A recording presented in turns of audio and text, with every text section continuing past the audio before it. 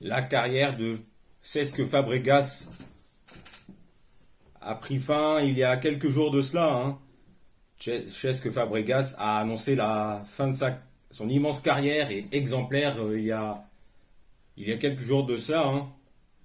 Et, et c'est l'occasion pour moi, hein, de revenir avec vous, hein, sur la carrière de Cesc Fabregas, hein, qui, qui a tout connu dans sa carrière, hein, d'Arsenal à Monaco en passant par le FC Barcelone chez lui et Chelsea, hein, où il a gagné de nombreux titres et de nombreux titres, hein, possibles, hein. Et pareil avec l'Espagne. Bah, c'est pourquoi, hein, j'avais envie de faire cette vidéo depuis un moment, hein, pour revenir sur la carrière de Cesc Fabregas avec ces très très bons moments passés, hein, dans l'ensemble de sa carrière, que ce soit en club ou en sélection espagnole. Tout d'abord, revenons à la saison 2003-2004, hein. C'est la saison des Invincibles d'Arsenal où les Gunners d'Arsenal remportent le titre, remportent la première ligue sans perdre un match, hein. Et c'est lors de cette saison-là que Cesc Fabregas se fait connaître, hein, alors qu'il est pourtant se fait connaître. Et Cesc Fabregas, hein, aura comme coéquipier, hein, des joueurs légendaires comme les champions du monde 98, Thierry Henry, hein, toujours actuel meilleur buteur de l'histoire d'Arsenal, Patrick Vieira, Robert Pires, hein, les champions du monde 98 avec l'équipe de France de football, hein, et aussi d'autres joueurs de légende comme Dennis Bergkamp, Freddy Ljungberg, les Ivoiriens Emmanuel Ebo et Kolo Touré, Sol Campbell, Ashley Cole, Jens Lehmann, Gilberto Silva, etc. etc. Et c'est justement en système 4-4-2 ou 4-2-3, hein, je ne sais plus, où que Cesc Fabregas joue au milieu de terrain, hein, en compagnie de Gilberto Silva, champion du monde avec le Brésil en 2002, hein.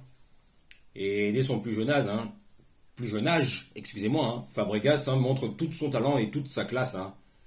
Et c'est là le début une très belle et immense carrière pour ce jeune espagnol, hein, qui, rappelons-le, est pourtant formé au FC Barcelone, hein. Et, et la saison 2003-2004 de Fabregas est excellente lorsqu'il fait partie des Invincibles d'Arsenal, hein, lors de l'excellente saison 2003-2004. Et ensuite, il continue de montrer toute sa classe, hein, durant des années avec les Gunners, hein, notamment lors de la saison 2005-2006 avec Arsenal, hein, lorsque Arsenal fait un très excellent parcours en Ligue des Champions où les Gunners arrivent en finale, hein. Et c'est un. Et je dirais que. Et lors de la finale, hein, Arsenal va se retrouver face au Barça, hein. Et qui dit Barça et Arsenal en finale, hein, dit Fabregas, forcément, hein. Et, et comme attendu, hein, Fabregas, hein, se retrouve encore titulaire au poste de milieu de terrain en compagnie de Gilberto Silva. Et, et si les Gunners ont bien démarré en première période avec le but de Sol Campbell en première période, hein, eh ben ça se compliquera par la suite pour les Gunners, hein, face au redoutable Blaugrana, hein. car c'est car l'entrée en jeu de Henrik Larsson va complètement relancer cette finale, hein, de Ligue des Champions 2006 au Stade de France, hein, où Henrik Larsson va entrer en cours de match en seconde période et va faire deux passes décisives pour le but de l'égalisation de Samuel Eto'o, hein, et pour le but de la victoire de Giuliano Belletti, hein, international brésilien, champion du monde 2002 lui aussi, hein. Donc ce qui fait que les Gunners n'ont rien pu faire face au grand Barça, hein.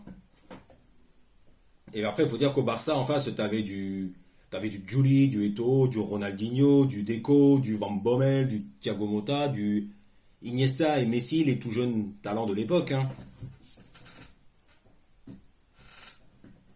Et t'avais aussi du Valdés, du Puyol, du Van Bronckhorst, etc., etc., hein. Mais c'est après que ça va un petit peu se compliquer, hein, pour les Gunners, hein, du coup, hein. Et même si Cesc Fabregas continue de gagner sa place de titulaire, continue d'être indiscutable, hein.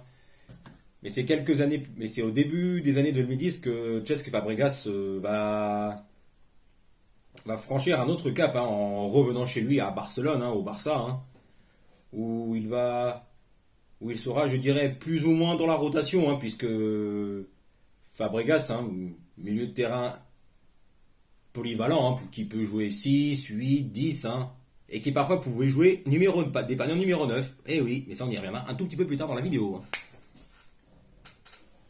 Et, et Fabregas revient donc au Barça, hein, car rappelons que Fabregas a été formé au FC Barcelone.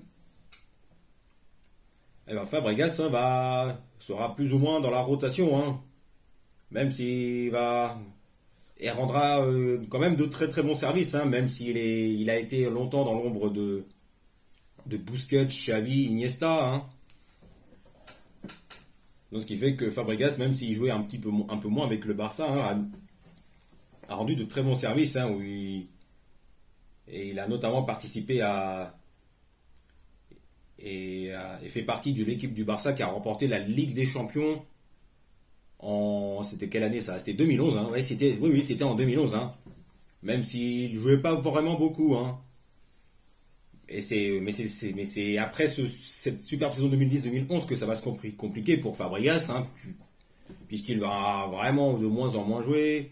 Ce qui fait qu'en 2014 ou 2015, je sais plus, hein, il décide de retourner à Londres, hein, mais cette fois-ci à Chelsea où il va, où il va aussi là gagner de nombreux titres, hein, où il sera très très important, hein, dans l'effectif des Blues de Chelsea, hein, où il sera titulaire indiscutable au milieu, hein. Et lors de la saison, ce que je me rappelle, c'est lors de la saison 2000, ouais, c'était la saison 2016-2017, hein, l'année où Chelsea a comme entraîneur Antonio Conte, hein. Chelsea passe en système 3-4-3 avec au milieu de terrain Kanté et Fabregas.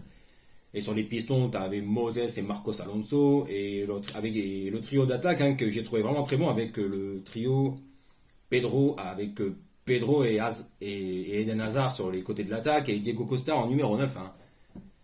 Et ben, c'était une saison sans pression, hein, mais très bonne de Chelsea, hein. Et Fabregas,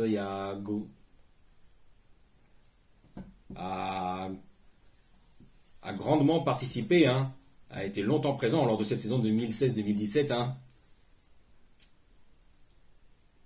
Longtemps présent, hein, et longtemps titulaire indiscutable, hein, et a grandement participé à la course au titre de Chelsea en 2017 en Première Ligue, hein. Et Fabregas ensuite, hein, va quitter Chelsea, hein, 2 ans plus tard, hein, 1 an et demi ou 2 ans plus tard, je sais plus, hein. Enfin, ça vient de me revenir, c'est lors de la saison 2018-2019, enfin, en milieu de saison 2018-2019, Fabregas va un petit peu moins jouer, hein, et ce qui fait que du coup Fabregas va signer à l'AS Monaco où il apportera toute son expérience, hein, et va faire ou tentera et va sauver l'AS Monaco avec succès, hein. Car rappelons qu'à ce moment-là, l'AS Monaco était en pleine galère, hein, lors de cette saison 2018-2019 où tu avais comme entraîneur Thierry Henry, mais ça n'avait pas marché. Donc du coup, les dirigeants monégasques ont rappelé Leonardo Jardim et Fabregas, là aussi, a longtemps apporté toute son expérience, hein, et a grandement participé et a fait partie des joueurs qui ont sauvé l'AS Monaco, hein, de la galère de cette saison 2018-2019, hein. Et ensuite, Fabregas, hein, jusqu'à la fin de son contrat, hein, va apporter toute son expérience où il va devenir de plus en plus indispensable, hein. Et comment dire, Fabregas, hein, Fabregas, hein, vers la fin de son contrat, hein, ça se complique un peu car les années passent et il joue un petit peu moins suite aux blessures à répétition, hein. Ce qui fait que, la fin de son aventure à Monaco, hein, se complique un peu pour Cesc Fabregas. Même s'il a grandement participé en apportant toute son expérience à l'effectif monégasque, hein.